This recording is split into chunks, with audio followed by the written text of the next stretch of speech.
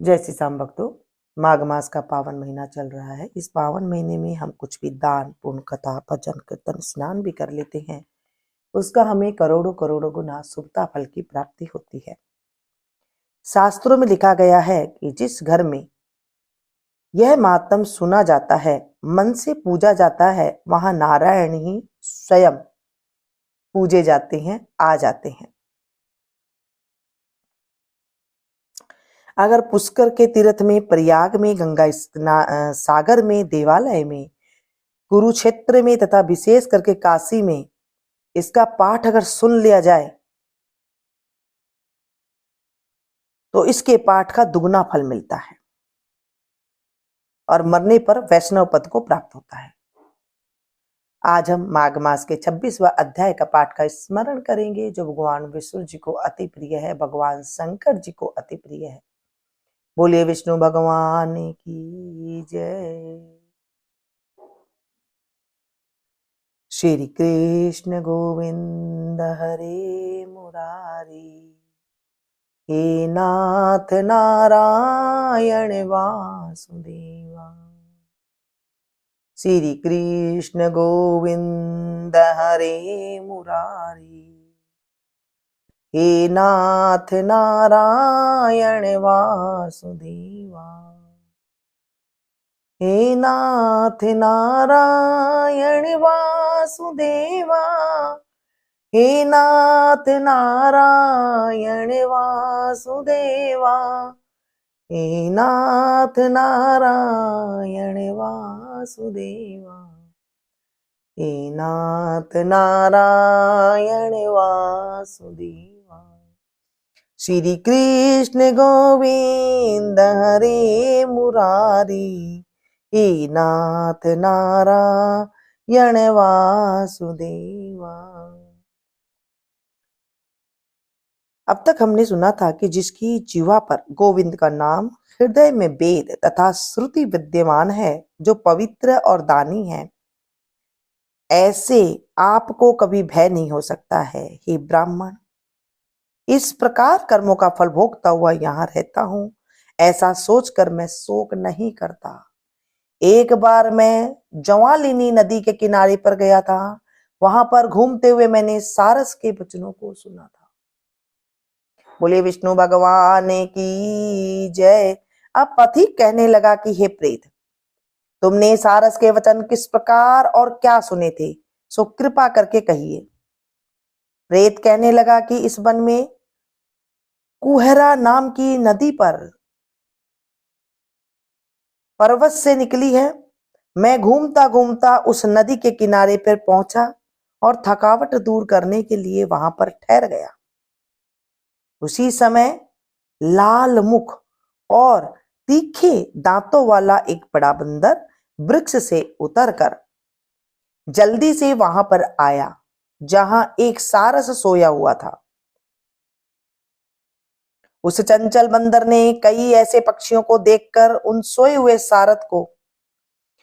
सारस को दृढ़ता से पैरों से पकड़ लिया, और तो सब पक्षी उड़कर वहां से चले गए, परंतु सारसी भयभीत होकर विलाप करती हुई वहां ही रुक गई।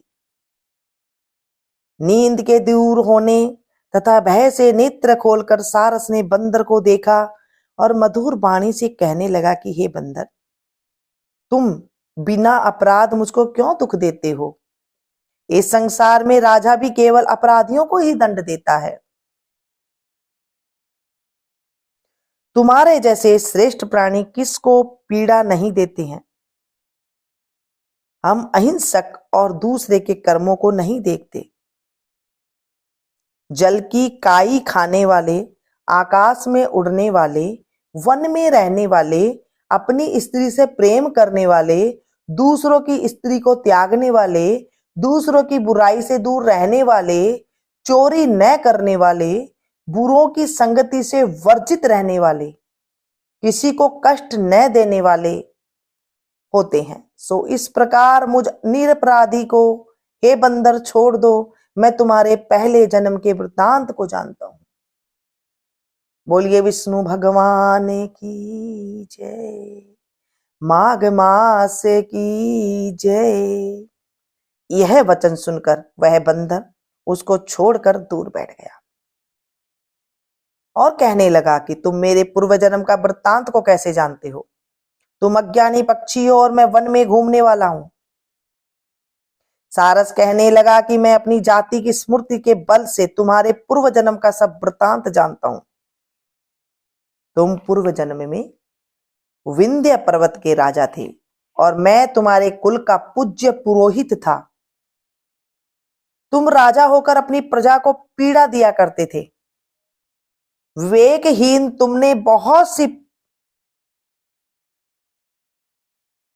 धन इकट्ठा कर लिया। सो बानर, प्रजा की पीड़िन रूप अग्नि की ज्वाला से तुम पहले ही तप चुके हो। पहले तुम कुंभपाक नरक में गिरे गए। तुम्हारे शरीर को नरक में 3000 वर्ष बीत गए। फिर नरक से निकलकर बचे हुए पापों के कारण इस बंदर की योनि में आए हो और मुझको मारना चाहते हो। पूर्व जन्म में तुमने ब्राह्मण के बाग से लूटकर बलपूर्वक फल खाए थे। उसका यह भयंकर फल हुआ कि तुम वानर और वनवासी हुए। प्राणी अवश्य में अपने किए हुए कर्मों को भोगता है। इसको तो देवता भी नहीं हटा सकते। इस प्रकार मैं सारस के जन्म लेकर भी अज्ञान से मोहित नहीं हुआ। बोली विष्णु भगवान की जय। इतनी कथा सुनकर वानर कहने लगा कि यदि ठीक ही जानते हो तो बताओ तुम पक्षी कैसे हुए? सारस कहने लगा कि मेरी दुर्गति का कारण भी सुनो। तुमने नर्मदा नदी के किनारे पर सूर्य ग्रहण के समय बहुत से ब्राह्मणों के निमित्त 100 ढेर अन्न के दान किए थे। मैंने पुरोहिताई को मद से थोड़ा सा ब्राह्मणों को दिया और बाकी सब मैं आप हर ले गया। इन ब्राह्मणों के द्रव्य का अपहरण करने के पाप से मैं पहले काल सूत्र नरक में और फिर रक्त करदुम नरक में, जहां पर बड़े बड़े कीड़े थे और रक्त तथा पीप से भरा हुआ नाभि तक नीचे सिर और ऊपर पैर किए हुए पीप चाटता हुआ उस दुर्गंध वाले नरक में कीड़ों आदि से काटा जाकर 3000 वर्ष तक उस यातना को भोगता रहा। मैं नरक के दुख का वर्णन नहीं कर सकता। फिर नरक की यातना से मुक्त होकर यह सारस का जन्म पाया है, क्योंकि पूर्व जन्म में अपनी बहन के घर से कांसे का बर्तन चुराया था। इसको मैंने एक जुआरी को दिया था। इसी से मैं सारस योनि में आया। यह मेरी स्त्री पिछले जन्म में ब्राह्मणी थी। इसने भी कांसे की चोरी की थी। इसी से यह मेरी स्त्री और सारसी हुई। यह सब मैंने तुमसे कर्म फल कहा। अब भविष्य की बात भी सुनो। अब मैं, तुम और यह मेरी स्त्री भी हंस होंगे और काम रूप देश में सुख से निवास करेंगे। फिर इसके पश्चात गौर योनि में और फिर जाकर दुर्लभ मनुष्य योनि को हम प्राप्त करेंगे। इसमें मनुष्य पाप और पुण्य दोनों ही कर सकता है। इस प्रकार शिव के माया से यह सारा जगत मोह को प्राप्त होता है। न केवल हम ही परंतु इस संसार के सभी जीव प्रवृत्ति मार्ग में फंसकर अच्छे और बुरे कर्म को करते हैं और उनका फल भी भोगते हैं।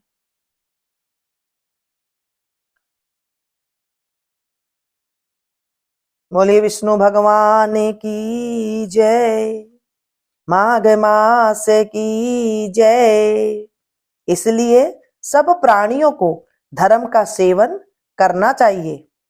देवता, असुर, मनुष्य, व्याघ्र, कीड़े मकोड़े सभी से यह कंटक रूपी मार्ग नहीं छूटता। केवल वेदांत जानने वाले योगी ही इस मार्ग से बच सकते हैं। इसी कारण बड़े बड़े महात्मा भी कर्म फल को टाल नहीं सकते हैं। उपाय से सोचते हैं कि हम बदल लेंगे, तथा बुद्धि से कोई सोचता है कि हम इसे बदल लेंगे। इसको कोई भी नहीं बदल सकता है। तुम पहले राजा थे, फिर नरक में गए, अब बंदर की योनि में वन वन फिरते हो और फिर भी ऐसा ही जन्म पाओगे। ऐसा विचार कर आनंद पूर्वक और धैर्य धरकर विचरते हुए काल की प्रतीक्षा करो। तब बानर ने कहा कि पहले जन्म में मैं तुम्हारी पूजा करता था, अब तुम मुझको प्रणाम करते हो। तुम जाति के स्मरण से मेरे पूर्व जन्म के वृत्तांत को जानते हो।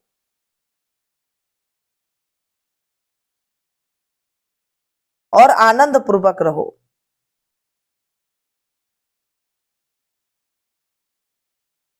तुम्हारा कल्याण हो। तुम्हारे वचनों को सुनकर मेरे मोह रहित होकर वन में विचरूंगा। मैं बिल्कुल मोह रहित हो गया हूं। प्रेत कहने लगा कि हे पाथिक, मैंने नदी के तट पर बंदर और सारस का संवाद सुना, तब मुझको बोध हुआ और मोह तथा शोक का नाश हो गया।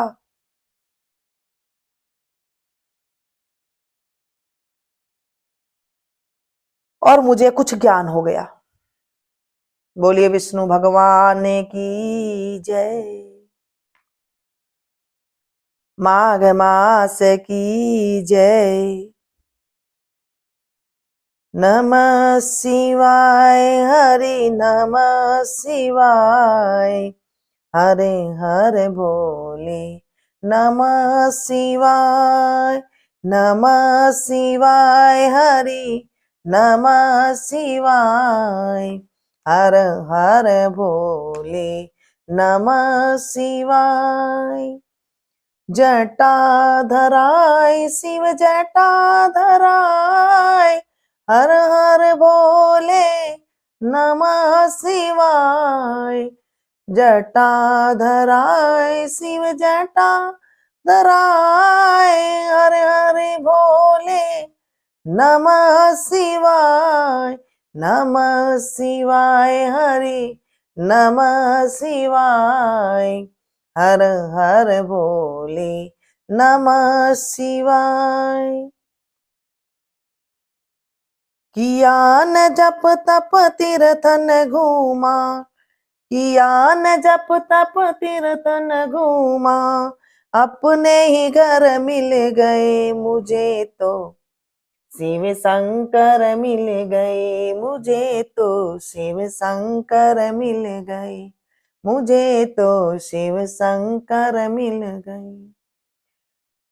तमेव माता च पिता तमेव, तमेव बंधु च सखा तमेव, तमेव विद्या द्रविणं तमेव, तमेव सर्वं मम देव देव।